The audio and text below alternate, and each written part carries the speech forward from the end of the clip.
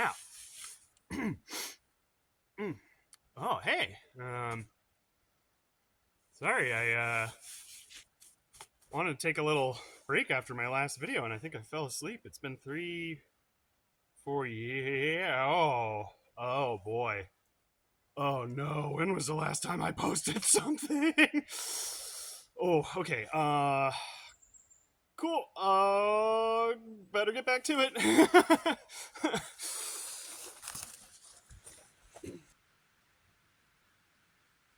Okay. Since there's been a lot of change in the world since the last time I posted anything on YouTube, I thought for today we could focus on one of the most important bringers of change in the entire forest and honestly in most ecosystems around the world, and that's mushrooms. All right, we all know your classic mushroom model, right? Long stalk coming out of the ground, umbrella-shaped top, little gills on the bottom. Pretty standard.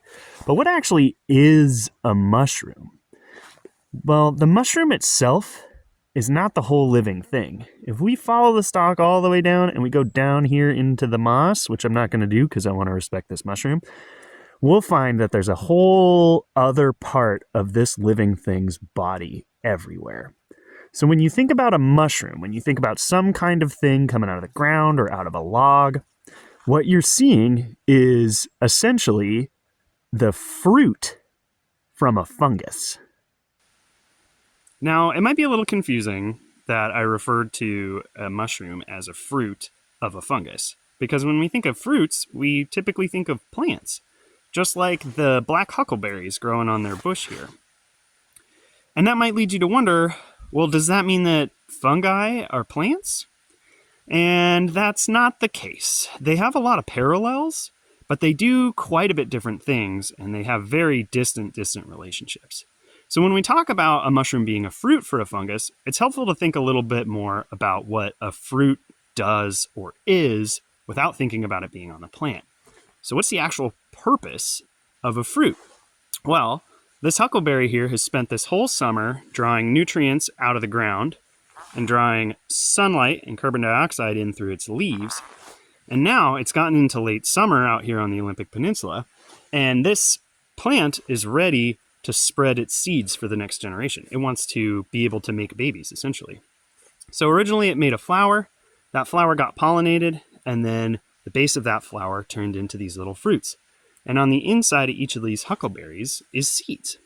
And different plants make fruits for different reasons. Some plants hope that you will eat the berries, or some other creature will eat the berries and then poop them out. And other plants make them because the berry has lots of nutrients in it. And so when it falls off the plant and rolls away and spreads somewhere else in the forest, the little baby seed will have all those nutrients in the fruit that honestly make them so tasty. That huckleberry that we were looking at has all those beautiful leaves on it. And those leaves are filled with chlorophyll that let them take in sunlight and produce energy. Fungi don't have chlorophyll in their bodies, so instead they have to get their energy and their nutrients from somewhere else. And that brings us to what I was saying at the beginning about them being change makers. Because fungi take the world around them and break it into pieces and turn it into their own bodies, and then in turn feed the world. So this conch here, which is a type of woody mushroom, you can kind of hear, makes good drums, is actually breaking this Douglas fir tree that it's growing on apart using the rest of its body. So if we look at this part, this is the fruit of this conch, but there are actually other parts of its body reaching inside this tree, dissolving it into pieces and breaking it apart. The part of that conch that we couldn't see, the part that's actually drawing nutrients and is honestly the majority of the body of the living thing, is what's called the mycelium. And these white threads here, each of which are individually called hyphae, make up the mycelium. And like I mentioned, the majority of a fungus's body is usually mycelium, And what we see as a mushroom is just that one little piece. And in the case of what we're seeing here, these are hyphae, part of the mycelium, spreading throughout the roots of this Douglas fir and breaking it apart. Some hyphae can penetrate into roots and actually give them nutrients. And the tree or other plant that has the mycelium hyphae going into it gets benefits. They give the mushroom water, and the water gives the plant nutrients. But in other cases, and in the case of what we're seeing here, the mushroom is actually a parasite. So these hyphae are breaking apart this Douglas fir's roots, and they're delaminating it. They're eating the layers in between the kind of rings of growth on this. And this has actually caused this tree to fall down. So if we pull back a little bit, you can see these roots have all broken off, and the tree has fallen over. Looks like it was maybe actually already dead before, but you can see how easy it is to just tear these roots apart because they've been delaminated. So mushrooms and fungi, I guess more specifically, can be helpers or harmers when it comes to the individual tree or plant that they're working with.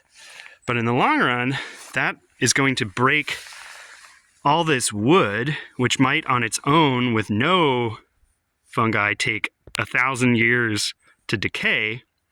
It'll make it do so much quicker, and all the nutrients from this dead tree will return to the forest much faster.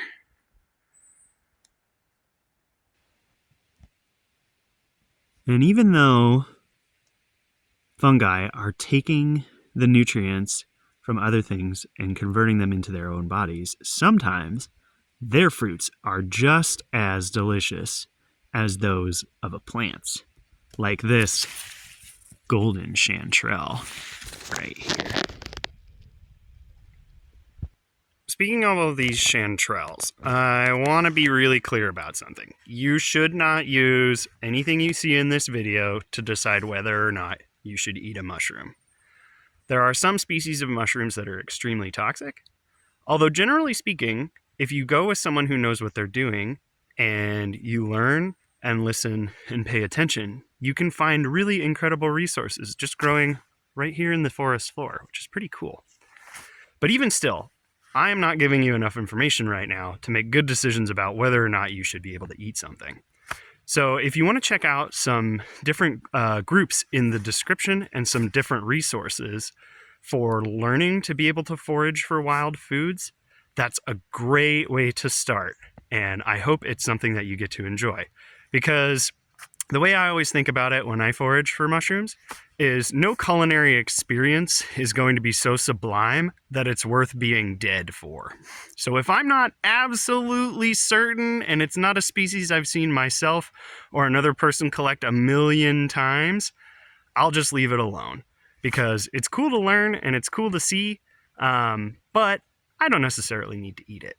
And if I leave it alone, it'll just continue spreading in the forest, and many mushrooms grow back in the same place year after year.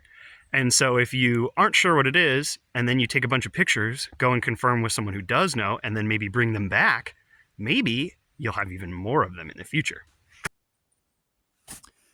Once the mycelium have gathered up enough energy and conditions are right, and for most mushrooms that means that it's still pretty warm out, but it's also started to get really wet. So that's usually spring or fall, but it can be other times for different species. They start to get ready to fruit, to spread their babies just like the huckleberry spreads its babies with their fruit. But mushrooms don't have seeds. Instead, they have spores. And spores have a lot of parallels with seeds, and seeds probably evolved from spores through many lineages after fungi. But essentially, they're a way to create new babies spread out into the world.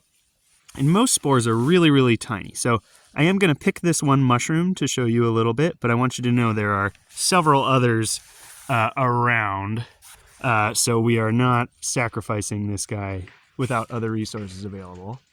This mushroom has grown up out of the soil to get up into the air because the spores are microscopic and they're so light, or very close to microscopic, and they're so light that the wind can actually pick them up and spread them across the forest floor very, very easily if you get up and away from the ground where the air is more still. So we're going to pick this guy by the stalk. And you can see the gills on the underside are where all of those spores come out from. So what we'll do is, in order to actually see these a little better, you can make what's called a spore print. So we'll take this back to my place and we'll put it on a piece of paper and we'll see what color these spores end up. But all these are floating around, and as they hit the ground and they hit areas where they have the right conditions, whether that's wood that this mushroom wants to decay or a type of tree that it's going to have a symbiotic relationship with and draw nutrients from its roots, then that will sprout a new set of mycelium, and that will draw nutrients, and then eventually spread and grow a brand new mushroom again. And the cycle starts all over. In order to look at the spores on this mushroom, we're going to need to concentrate them because they are so small that they're very difficult to see with the naked eye. So what we're going to do is we're going to make what's called a spore print. So we're going to take the stalk off of the mushroom, and we're going to set it on this piece of paper. And then we need something to keep the spores from blowing away because they are so light that the wind can do that. So then we're going to take a little bowl and put it over the top of the mushroom. And we're going to come back in a few hours or maybe tomorrow morning, and we'll see what the spores from this mushroom look like. Alrighty, so it's the next morning. Let's go ahead and take a look and see what has happened with our spore print.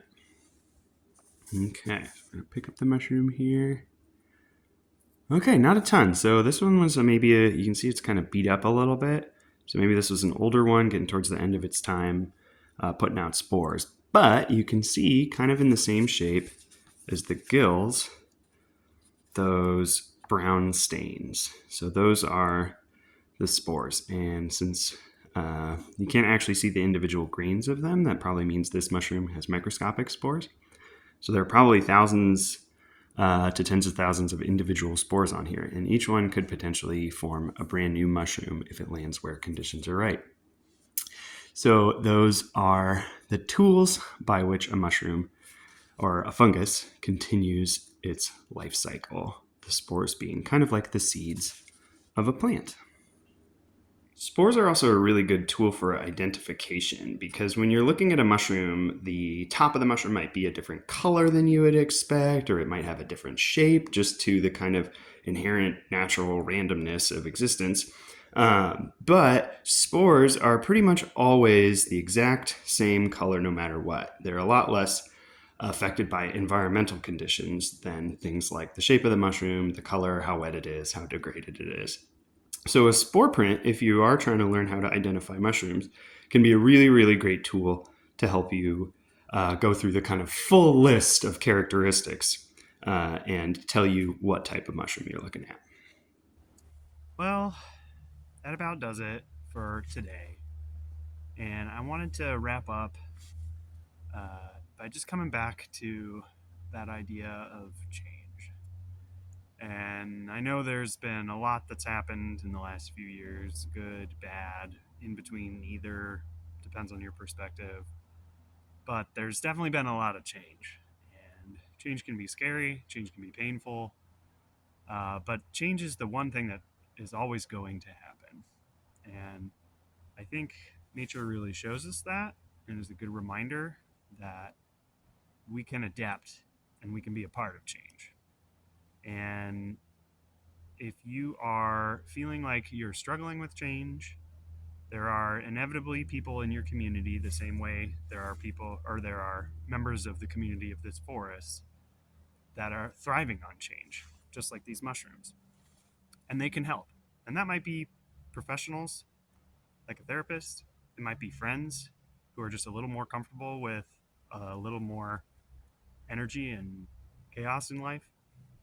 So I hope if you're having any hard time with any of the change that's happened in the last few years, you're reaching out to someone or you're spending time somewhere where you can be reminded that change is okay. Because if a mushroom like this can take something like this and turn it in to this, all while making food and shelter and giving nutrients to other living things, I'm sure that you and your community can take all the change that's happening around you and turn it to something that benefits you and yours.